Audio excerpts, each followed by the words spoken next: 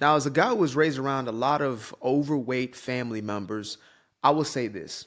I understand that food can be addictive, and many people do indeed become addicted to foods, especially those foods that are not necessarily conducive to their health, right?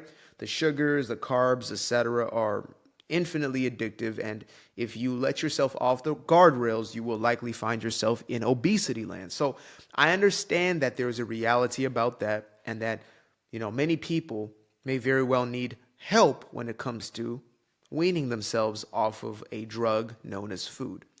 But that being said, I gotta be real with y'all.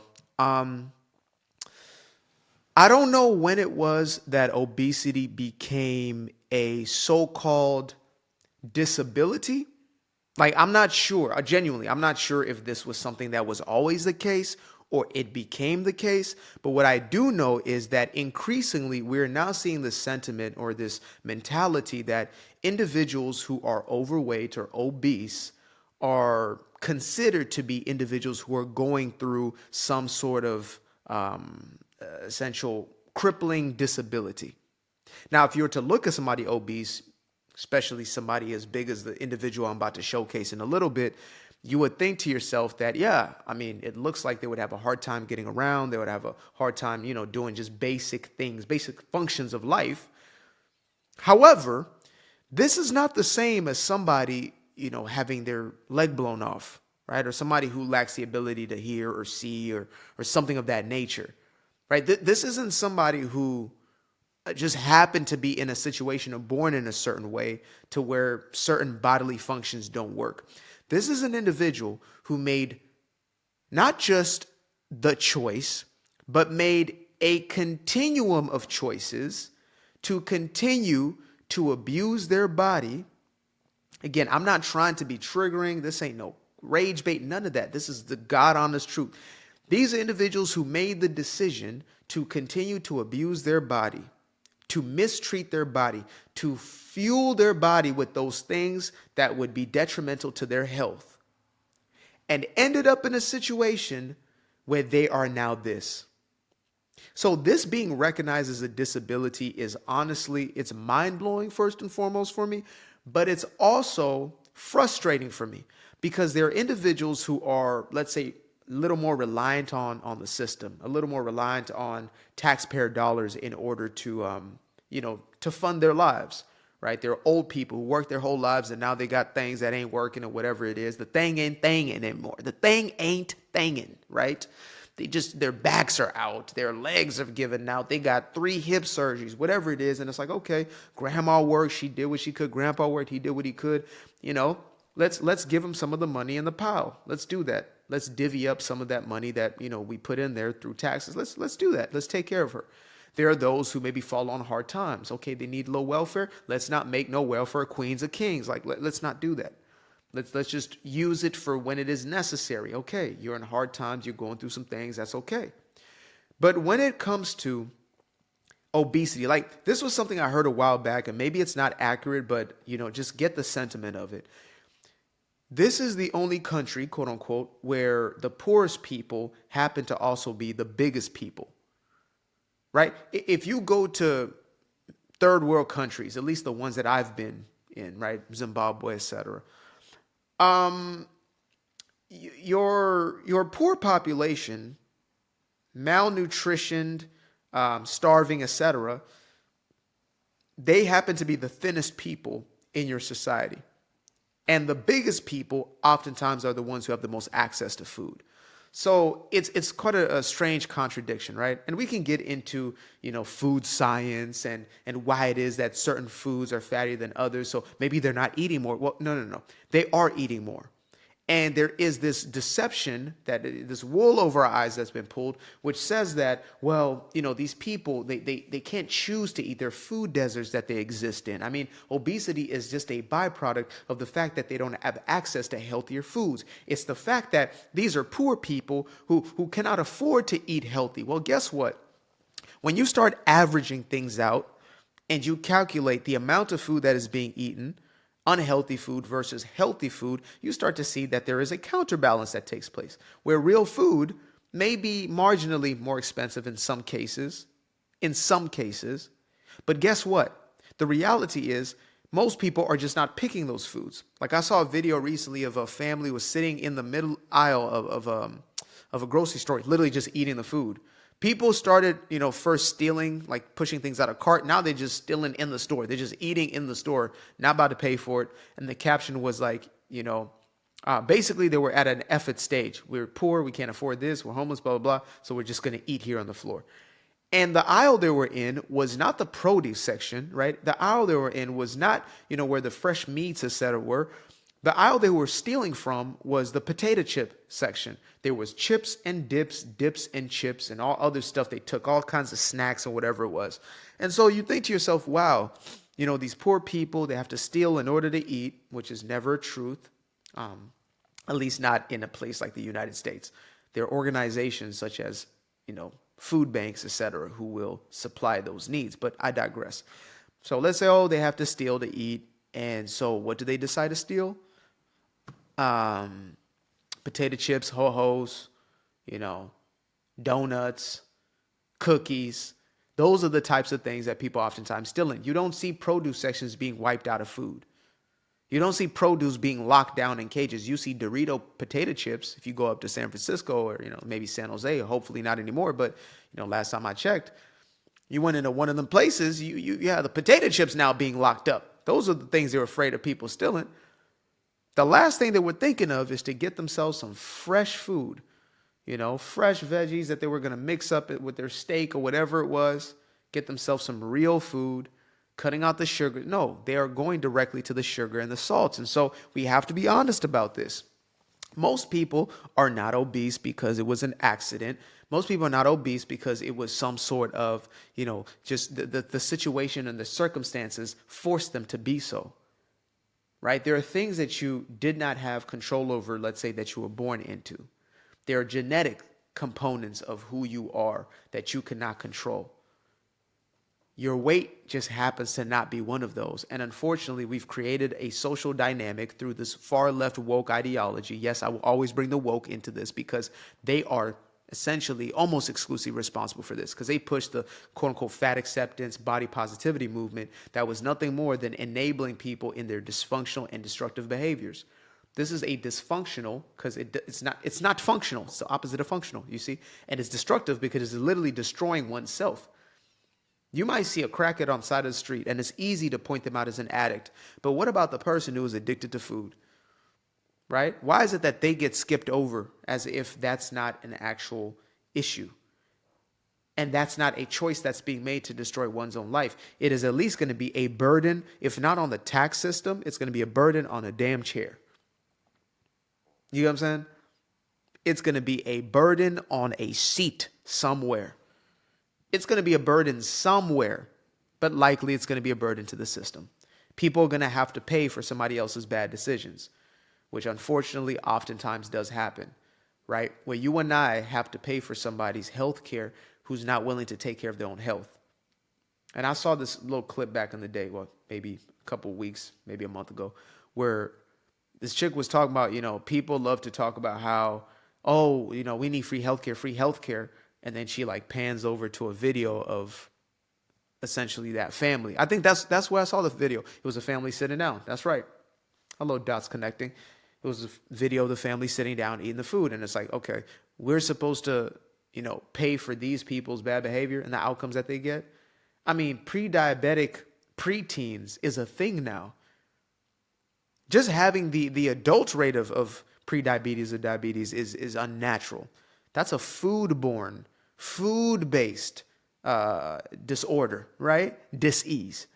Now we have kids, 7, 8, 9 years old, that are morbidly obese.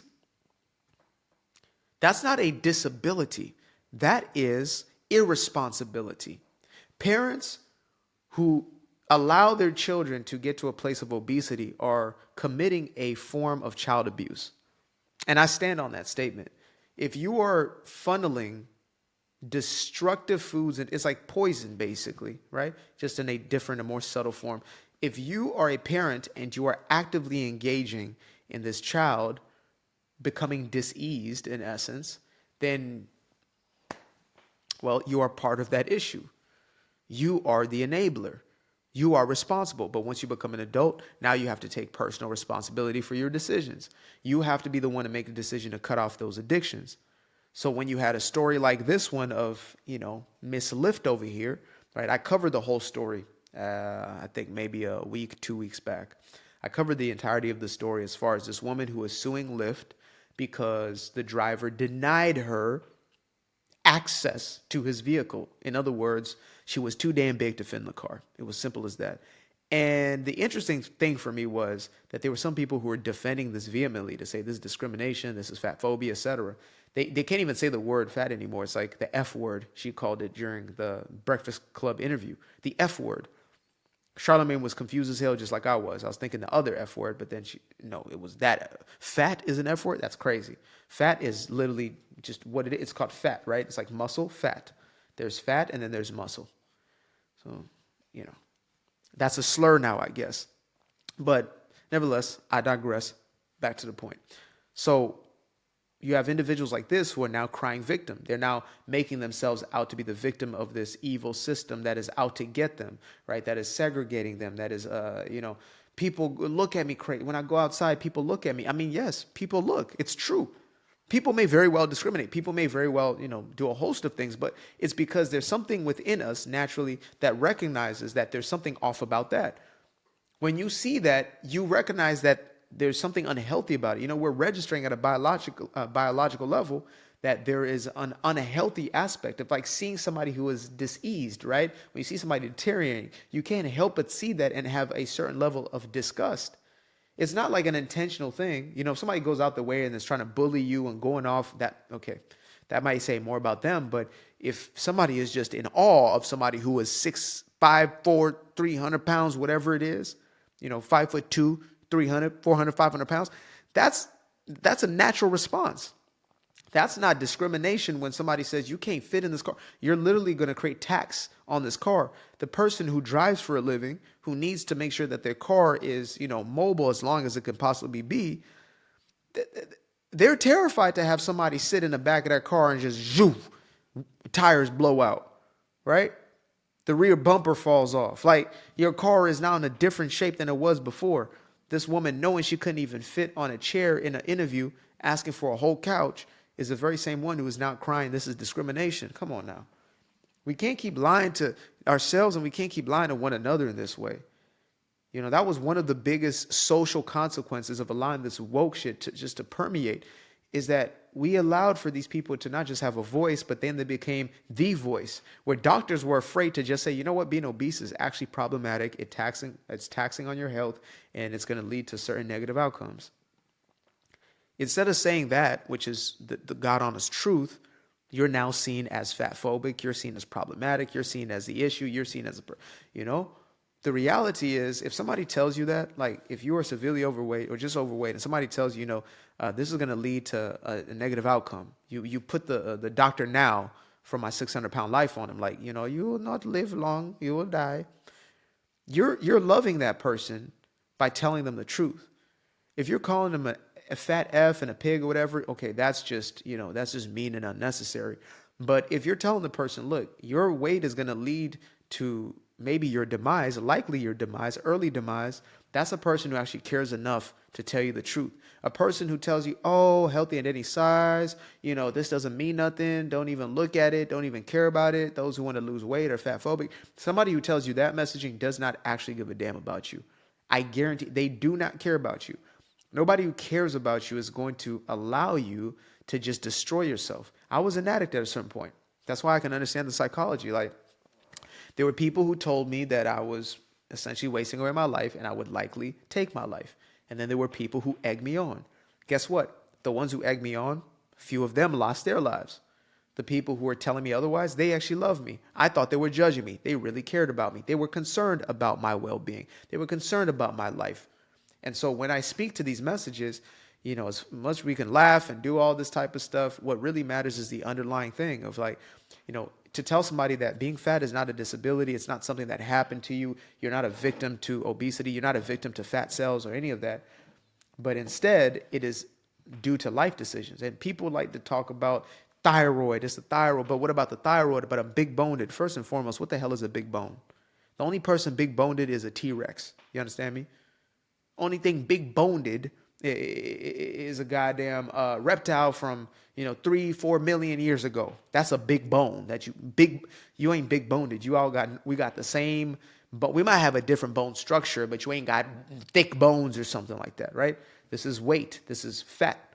This is glycogen that is stored fat that you can get rid of. Now, may it be stress that's induced? May it be sleeplessness? All sorts of stuff? Absolutely. But I am positive that anybody who became fat can also lose that weight. I am convinced. If you were just born fat and like literally you just came out big as hell, you came out like 100 pounds at 0 years old, then I am convinced that, you were just born that way, and that's maybe how, God wanted you to be. But if you're not that situation, then, maybe a little chubby, but your mama was feeding you, all kinds of sugars and stuff. Your mama's feeding you whatever, then that's what caused that, even at a very, very early age. Oh, it's such a cute baby, so chubby. Yeah. I mean, your mama keep giving you what she's giving you, daddy keep giving you what they're giving you, then yeah, I mean, that's going to be the outcome. But you're a whole grown adult. You know exactly what you're doing at the house. Or maybe you're a secret eater, or, you don't know you're eating things because you're so in that autopilot. You're still making decisions. Even if it's on autopilot, you're making the decisions to put that thing in your mouth. Pause. You are feeding yourself, these foods that are leading to then your condition worsening, or at least staying at the very same. This is where personal accountability always comes in. There are things in our lives that we can control, and one of them is the quality of our life when it comes to health. We can do all we can to get the best health possible. Maybe you're compromised in this place or that place. Okay, so be it. But if it's something that's in your hands, then you have control over it. And I believe, this is just my school of thought, that you should take control over it. You shouldn't allow yourself to just settle for that thing. You should make a decision that, you know what, I can change it. Let me change it. Simple. So, yeah. Fat is not a disability. It is a choice. And, let's hope that you make the best decisions for yourself. I know a lot of people lose, they have these drastic stories. People share stories with me all the time where they lost weight and, they changed their life, lost 100, 150 pounds, 200 pounds in some cases. Even if you just lost 5, 10, 15, that's a beautiful thing. 2. And you're doing 2. That's a beautiful thing. You are doing better for yourself and therefore those around you. Your children won't have to suffer not growing up with you, your grandkids or your brothers and sisters, the people who love you, because there are people who love you that will suffer if you end up in an early demise because of your own decisions, let alone you actually just enjoying the quality of your life. Instead of making an excuse, you take control of it and you make a difference. Simple. I used to be afraid of the dark, place unknown like a heart in their heart.